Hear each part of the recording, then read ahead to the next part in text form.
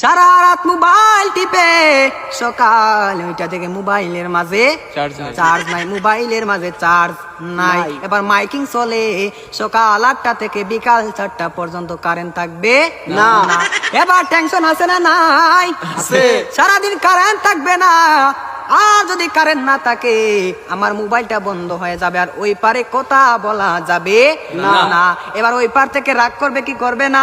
করবে। এবার যখন বিকাল 4টা বেজে গেল, যেই মাত্র কারেন্ট আসলো আর মোবাইলটা চার্জে লাগাইয়ে টিপানো আরম্ভ। এবার মেসেজ করে হাই, এবার গিয়ে দেখে ওই পার থেকে ব্লক করে দিছে, ব্লক করে দিছে। এবার ছেলেটা তো টেনশনে আছে, হারে ব্লক করে দিল, আমাদের তো ভালোবাসা কোথায় গেল।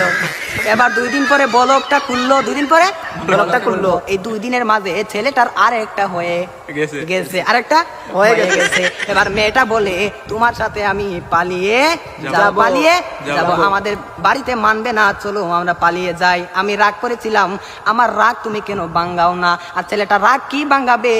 এই 2 দিনের মাঝে আরেকটা কপালের মাঝে জুইটা গেছে। ওই মেয়েটা বলে চলো আমরা পালিয়ে যাই, ছেলে বলে চলো। এবার ছেলেটা মনে মনে ভাবে তোমার একটা শিক্ষা দিতে হবে। এবার মেয়েটা সকালে স্টেশনের মাঝে গাড়ি গুটি লইয়া রেডি। এবার ছেলেটা তো আসে না, আর মেয়েটা বাড়িতে কি যাবে? বাড়ির মাঝে 3 হাত লম্বা একটা চিঠি দিয়া পাইছে। পাশের গ্রামের রফিক মিয়ার সাথে পালিয়ে যাবে, বাড়িতে চিঠি দিয়ে যায়। আমি আর বাড়িতে মাঝে কোনোদিন আসবো না, তার নয় কার না, আমি আর কোনোদিন বাড়ির মাঝে আসবো না। আমি চলে গেলাম পাশের গ্রামের রফিক মিয়ার সাথে। এবার রফিক মিয়া তো আর আসে না, না। এবার 1 ঘন্টা চলে যায়, 2 ঘন্টা চলে যায়, ছেলেটার মোবাইলও বন্ধ।